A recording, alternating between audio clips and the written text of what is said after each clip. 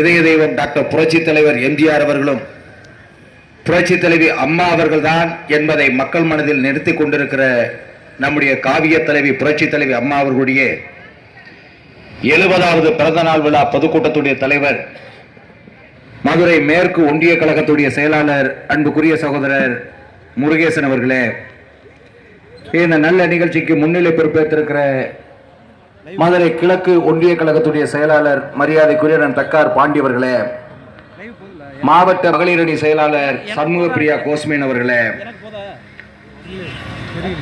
வண்டியூர் பகுதி கழகத்துடைய செயலாளர் அன்பு சகோதரர் எம்.ஏ. முருகன் அவர்களே, முன்னாள் தொகுதி கழக செயலாளர் இளங்கோவன் அவர்களே, முன்னாள் ஒன்றிய கழகத்துடைய செயலாளர் கல்லந்திரி சேகர் அவர்களே, முன்னாள் மாமன்ற உறுப்பினர் அன்பு சகோதரர் ஜீவானந்தம் அவர்களே, முன்னாள் ஒன்றிய கவுன்சிலர் மரியாதைக்குரிய அண்ணன் ஒத்தக்கடை முத்துகிருஷ்ணன் அவர்களே, அன்புக்குரிய சகோதரர் வாசு என்ற பெரிய கற்பன் அவர்களே, இந்த நல்ல நிகழ்ச்சியிலே கலந்து கொண்டு சிறப்பித்துக் கொண்டிருக்கிற கோட்டச்சாமி அவர்களே, முன்னாள் அண்ணா தொழிற்சங்கத்துடைய மாவட்ட செயலாளர் வட்டக்கழகத்துடைய செயலாளர் முருகன் அவர்களே, வட்ட செயலாளர் மகேஷ் அவர்களே, பிரகாஷ் அவர்களே, பொதுக்குழு உறுப்பினர் தனம்போஸ் அவர்களே, பூமையல் முத்துசெல்வம் அவர்களே, பாண்டி அவர்களே, முருகானந்தம் அவர்களே, போஸ் அவர்களே, பட்டி ராஜேஷ் அவர்களே, இந்த நிகழ்ச்சியில கலந்து கொண்டு சிறப்பித்துக் கொண்டிருக்கிற அன்புக்குரிய சகோதரர் கலைச்செல்வன் அவர்களே, காளிதாஸ் அவர்களே, புத்தங்குடி செல்லப்பாண்டி அவர்களே, ராஜகம்பீர ராஜேந்திரன் அவர்களே, இந்த நிகழ்ச்சியில கலந்து கொண்டு சிறப்பித்துக் கொண்டிருக்கிற முன்னாள் ஊராட்சி ஒன்றியத்துடைய பெருந்தலைவர் பழனியம்மாள் தனபாலன் அவர்களே, இந்த நிகழ்ச்சியிலே கலந்து கொண்டு எனக்கு பின்னால் உரையாற்ற இருக்கக்கூடிய மேலூர் சட்டமன்ற உறுப்பினர் அன்பு பெரிய புல்லான் என்ற செல்வம் அவர்களே, வடக்கு தொகுதியுடைய சட்டமன்ற உறுப்பினரும் மதுரை புறநகர் மாவட்டத்துடைய செயலாளர் மரியாதைக்குரிய அண்ணன் ராஜன் செல்லப்பா அவர்களே, மாவட்ட கழகத்துடைய இணை செயலாளர் பஞ்சவரணம் அவர்களே, இந்த நிகழ்ச்சியிலே கலந்து கொண்டு சிறப்பித்துக் கொண்டிருக்கிற ஒன்றிய கழகங்களுடைய நிர்வாகிகளே, ஒன்றிய கழகத்துடைய சார்பணி செயலாளர் நிர்வாகிகளே, பகுதி கழகங்களுடைய நிர்வாகிகளே, வட்டக்கழகங்களுடைய நிர்வாகிகளே, ஊராட்சி கழகத்துடைய செயலாளர்களே, கிளைக்கழக செயலாளர்களே, நிர்வாகிகளே, வருகை தந்திருக்கிற செயல் வீரர்களே, திரளாக வருகின்றிருக்கிற அன்புக்குரிய தாய்மார்களே, அனைவருக்கும் என்னுடைய பணிவான வணக்கத்தினை தெரிவித்துக் கொள்கிறேன். இதய தெய்வம் அன்புமிகு புரட்சி தலைவி அம்மாவுடைய பிறந்த நாள் விழாவை நாம் கொண்டாடி கொண்டிருக்கிறோம். தமிழக அரசியல் தலைவர்களுக்கு பிறந்த நாள் கொண்டாடுவது வாடிக்கை. அப்படி பிறந்த நாள் கொண்டாடுகிற போது அது மக்களால் வரவேற்கக்கூடிய பிறந்த நாள் யாருக்கு இருக்கும் சொன்னால் 3 தலைவர்களைத்தான் சொல்ல முடியும். ஒன்று, பேரறிஞர் அண்ணாவுடைய பிறந்த நாள் விழா கொண்டாடினால் அது அடித்தட்டு மக்களுடைய இல்லங்களிலே அவர்களுடைய வீட்டு வாசலுக்கு சென்று இன்னைக்கு இந்த பிறந்த நாளுக்குரியவர் பேரறிஞர் அண்ணா அவர்கள் என்று சொல்லி நாம் அந்த விழாவை வரவேற்று கொண்டாடி இருக்கிறோம். அடுத்து ஒரு பிறந்த நாள் என்று சொன்னால் புனித தலைவர் இதய புரட்சி தலைவர் எம்ஜிஆருடைய பிறந்த நாள் இருக்கும். அவருடைய பிறந்த நாள் என்று சொன்னால் ஏதாவது ஒரு கிராமத்திலே புரட்சி தலைவர் எம்ஜிஆர் அவர்களே நேரடியாக சென்று அங்கே இருக்கிற மக்களுக்கெல்லாம் அறுசுவை உணவு வடித்து அவர்களோடு உண்டு வந்து அந்த பிறந்த நாளை கொண்டாடி அதைத்தான் கட்சி ரீதியாக நாம் கொண்டாடி கொண்டு வந்திருக்கிறோம். அதற்கு பின்னால் நம்முடைய இதய தெய்வம் அம்மா அவருடைய பிறந்த நாள் விழாவை கொண்டாடுகிற போதுதான் அம்மா அவர்கள் எல்லோரும் என்னை பார்க்க வேண்டும் என்று சென்னைக்கு வருவதை விட அதையெல்லாம் நீங்கள் இருக்கிற பகுதியிலே ஒரு சக்கரை பொங்கல் வைத்து அந்த மக்களுக்கு கொடுத்தால் கூட எனக்கு பெருமையாக இருக்கும். எனவே நலத்திட்ட வழங்குகிற விழாவாக நீங்கள் கொண்டாட வேண்டும் என்ற கட்டளை அடிப்படையில் தான் இன்னைக்கு அனைத்து இந்திய அண்ணா திராவிட முன்னேற்ற கழக தொண்டர்கள் எங்கிருந்தாலும் புரட்சி தலைவர் அம்மாவுடைய பிறந்த நாள் ஓராண்டுகளாக பிப்ரவரி 24 ஆரம்பித்து அடுத்து வரக்கூடிய பிறந்த நாள் வரையிலும் புரட்சி தலைவர் அம்மாவுடைய பிறந்த நாள் விழாவை நாம் சீரும் சிறப்புமாக நலத்திட்ட வழங்குகிற விழாவாக கொண்டாடி வந்து கொண்டிருக்கிறோம். இந்த 2 ஆண்டுகள் 69வது பிறந்த நாள், 70வது பிறந்த நாள் நாம் இதயமெல்லாம் கொப்பளித்து எழுதுகிற கண்ணீர்கள் செலுத்தி நம்முடைய இதய தெய்வம் அம்மா அவர்கள் விண்ணுலகில் இருந்தாலும் மக்கள் மனதில் வாழ்ந்து கொண்டிருக்கிற அந்த பொன்மன தலைவிக்கு பிறந்த நாள் விழா நாம் கொண்டாடி கொண்டிருக்கிறோம். இந்த விழா கொண்டாடுகிற போது எல்லா இடத்திலும் மக்கள் ஆரவாரமாக எனக்கு இருக்கிறோம் சொன்னால் எனக்கு தலைவியை இழந்திருந்தது நாம் இல்லை என்பதை உணர்ந்து கொண்டிருக்கிறோம். புரட்சி தலைவர் அம்மா அவர்கள் இயற்கையாக மரணமட்டவில்லை. அவரை சில சதிகாரர்கள் அவர் மரணத்துக்குரிய வாய்ப்பை உருவாகுவதற்கு என்னென்னமோ செய்து நம்மை விட்டு பிரித்திருக்கிறார்கள். அது காலம்தான் அதற்கு பதில் சொல்ல வேண்டும்.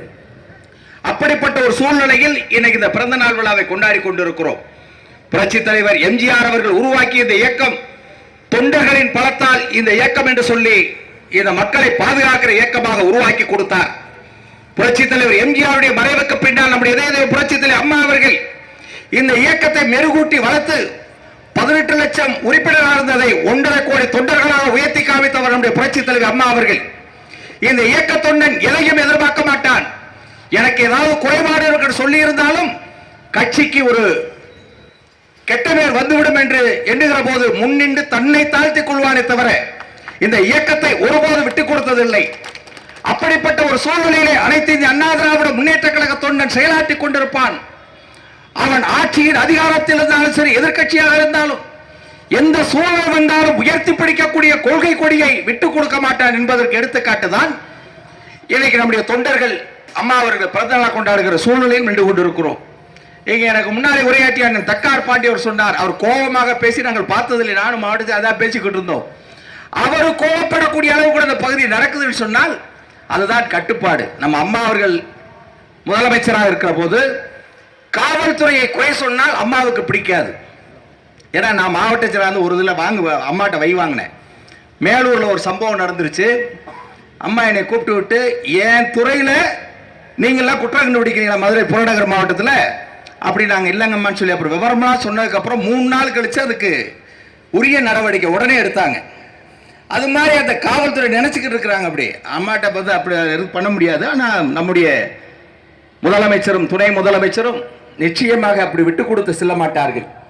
அப்படிப்பட்ட ஒரு சூழலில் ஒரு பொறுமையாக கூட கோபம் வரக்கூடிய அளவு இருக்குன்னு சொன்னால் அனைத்து இந்திய அண்ணா திராவிட முன்னேற்ற கழகத்துடைய பொதுக்கூட்ட மேடையை போட விடாத தடுப்பவன் ஆளுங்கட்சியிலே இருக்கக்கூடிய அரசில் இருக்கக்கூடிய அதிகாரியாக இருந்தால் தட்டி கேட்போம் என்ற உரிமைக்குத்தான் இன்னைக்கு இந்த நிலை உருவாகி இருக்கிறது. இப்படிப்பட்ட ஒரு காலகட்டத்தை நாம் உருவாக்கிற போது இதய தெய்வம் புரட்சி தலைவர் அம்மா அவர்கள் இல்லை என்றுடன் இன்னைக்கு தடியெடுத்தவனெல்லாம் தண்டக்காரன்றது போல யார் யாரோ சொல்றான், நான் இந்த தமிழ்நாட்டை ஆள போறேன், நான் தான் தமிழ்நாட்டை சீர்திருத்தம் பண்ண முடியுன்றான், நான் தான் தமிழ்நாட்டை நிமித்தி பிடிக்க முடியும் சொல்றான். ஆனால் தமிழகத்தின் உரிமையாக இருக்கக்கூடிய காவேரி நீர் பிரச்சனைகளை எவனும் வாய் திறந்து பேச மாட்டேன்றான். இன்னைக்கு ரஜினிகாந்த் இருந்தாலும் கமலஹாசன் இருந்தாலும் முல்லை பெரியார் அணை பிரச்சனை எவனும் அந்த உரிமைக்கு போராடுவோம் சொல்ல மாட்டேன்றான்.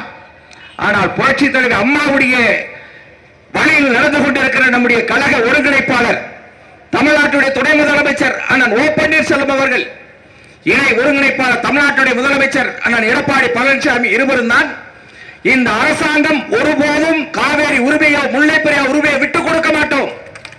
புரட்சி தலைவர் அம்மாவின் பிறந்த நாளில் பெண்களுக்கு ஸ்கூட்டி வழங்க வந்த பாரத பிரதமரிடத்தில் சொன்னார்கள். இதுல இடையில புகுந்து திமுகவுடைய செயலற்ற தலைவர் செயல் தலைவர் என்று இருக்கக்கூடிய ஸ்டாலின், நாங்கள் அனைத்து கட்சி கூட்டத்தை கூட்டுகிறோம் என்று சொன்னார். நீ சொல்வதற்கும் நான் செய்து முடிக்கிறேன் சொல்லி அனைத்து கட்சி கூட்டத்தை கூட்டி பிரதமர் அலுவலகத்துக்கு உடனடியாக கடிதம் எழுதி அனைத்து கட்சி தலைவர்களை சந்திப்பதற்கு பிரதமர் நேரம் ஒதுக்க வேண்டும், எங்கள் மாநில உரிமையை நாங்கள் விட்டுக் கொடுக்க மாட்டோம் போராடுகிற சக்தி படைத்த ஒரு தலைவர்கள் தான் இன்னைக்கு நம்மளை வழிநடத்தி கொண்டிருக்கிறார்கள்.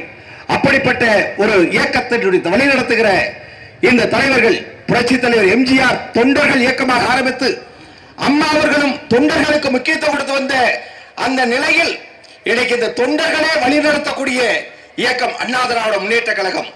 புரட்சி தலைவர் எம்ஜிஆருக்கு புரட்சி தலைவர் அம்மாவோட தொண்டனாக இருந்த மதிப்புக்குரிய ஓ பன்னீர்செல்வம் அவர்களும் மதிப்புக்குரிய எடப்பாடி பழனிசாமி அவர்கள் தான் இந்த இயக்கத்தை வழிநடத்துகிறான் சொன்னால் எவ்வளவு பெரிய வலிமையாக இந்த இயக்கம் நடந்து கொண்டிருக்கிறது.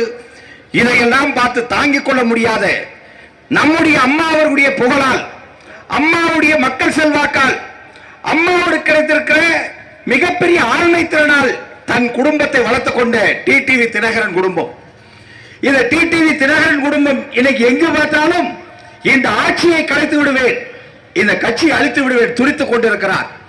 இன்றைக்கு கூட நம்முடைய தகவல் தொழில்நுட்பத்துறை அமைச்சர் மணிகண்டன் ஒரு கேள்வியை கேட்டிருக்கிறார். தேர்தல் ஆணையம் மிக அழகாக சொல்லிவிட்டது.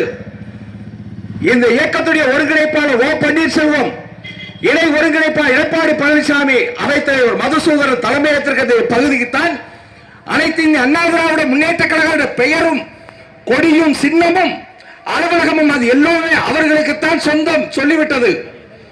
அப்படி இருக்கிற போது எதற்கா இந்த வேஷ்டியை நீ கட்டுறேன்னு சொல்லி மணிகண்டன் கேட்டால் டிடிவி தினகரன் சொல்லுகிறார், வேட்டி யார் வேண்டாலும் கட்டிக்காக்கு, வேற வேட்டி வச்சு கட்டிட்டு போ. திமுகவிலிருந்து வைகோபால்சாமி விளக்கினார்கள். வைகோபால்சாமி தனி கட்சி கண்டார். அவர் திமுக வேஷ்டியை கட்டுவேன்னு சொல்லலையே, தனி வேஷ்டிக்கு எடுத்து போயிட்டான். அது மாதிரி டிடிவி தினகரனுக்கு மக்கள் முன்னால் செல்வாக்கு நிரூபிக்க வேண்டும் சொன்னால் அண்ணா திராவிட முன்னேற்ற கழக வேஷ்டியை எவனு கட்டாது. அது இல்லாம நீ அதை கட்டை சொன்னா உண்மையிலே நாங்கள் செய்வோம்டா. ஒரு அரசியல் பண்பில்லாத பேச்சுக்களை பேசுவது. ஒரு அமைச்சர் ஒரு பதில் சொன்னால் இந்த அமைச்சர் யார் என்று தெரியாதா, என்னிடத்தில் எப்படி வந்து நின்றார் என்று தெரியாதா, இப்படி சொல்லுகிற அப்படி சொல்லுகிற டிடிவி தினகரன் 10 வருடம் எதற்கு நாடாளுமன்ற உறுப்பினர் அந்த ஒன்னை கட்சிக்குள்ளும் அம்மா வீட்டுக்குள்ளும் எங்கேயுமே வரவிடாம எதற்காக புரட்சித்தில் வைத்திருந்தார்? இந்த இயக்கத்துக்கு அன்னைக்கே நீ துரோகம் செய்தாய். புரட்சித்தில் அம்மா அவர்களுக்கு துரோகம் செய்த காரணத்தினால் தான் டிடிவி தினகரனை அம்மா இருக்க 10 வருடங்களுக்கு முன்னால் அண்ணா திராவிட முன்னேற்ற கழகம் என்று சொல்லக்கூடாது, நாடாளுமன்றத்துக்கு போகக்கூடாது, கட்சி நிகழ்ச்சிகளை கலந்து கொள்ளக்கூடாது என்று சொல்லி இந்த நாட்டை விட்டு ஓடுகிற அளவுக்கு புரட்சித்தில் அம்மா வைத்திருந்தார் சொன்னால் அந்த டிடிவி தினகரன் வந்து ஓ பன்னீர்செல்வம் டீ கடை வச்சா டீ கடை தான் நடத்தினார். உண்மைதான், அது இல்லை அவர் ஒத்துக்கல. அவரே சொல்றாரு பகிரங்கமா. ஆனா உன்னை போல் கொள்ளையடிக்கவில்லை, உன்னை போல் கட்சிக்காருடைய ரத்தத்தை உறிஞ்சவில்லை, உன்னை போல் கட்சிக்காருடைய உணர்வுகளை அளிக்கவில்லை. உணர்வு பூர்வமாக இருந்த காரணத்தினால்தான் எனக்கு அம்மா அவர்கள் அவருக்கு புகழ் கொடுத்தார், பெருமை சேர்த்தார், அம்மாவின் புகழை கட்டி காத்தார்கள். இன்னைக்கு இருவரும் தலைவர்கள் இந்த இயக்கத்தை காத்துக் கொண்டிருக்கிறார்கள். இன்னைக்கு ஸ்டாலினுக்கு எவ்வளவு தூரம் நம்ம இயக்கத்து மேல கோபம் இருக்குமோ அந்த கோபத்துக்கு இடையே இன்னைக்கு டிடிவி ஸ்டாலினுக்கு பக்கவாத்திய வாய்த்து கொண்டிருக்கிறார்.